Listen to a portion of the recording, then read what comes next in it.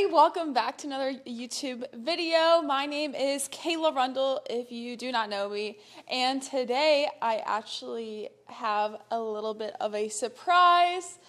I just got in the mail a full LED light kit for my mom's 4Runner.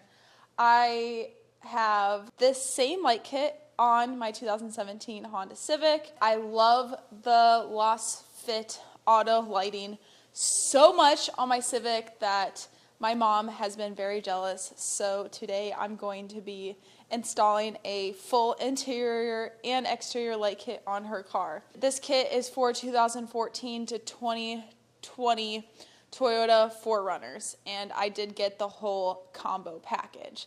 So every single light in your vehicle will now be LED. But I just got this whole kit in the mail. For how many lights are in this box, this is a pretty small package, but wanted to open up this package with you guys. All of these lights right off the bat. There are so many, and we're gonna have to figure out where all of them go. These lights are 2 to 4 times brighter than your factory bulbs. As you can see, this packaging is so pretty. There's like little fans in here to cool down the LED system. They are all plug and play, so you don't have to do any like wire work or any of the complicated stuff that you might be scared of. So these are very, very easy to install. It will not have a bulb failure message on your car. I know sometimes when you replace LEDs on your dash, your blinker message will start blinking fast, and you guys will not have to worry about that.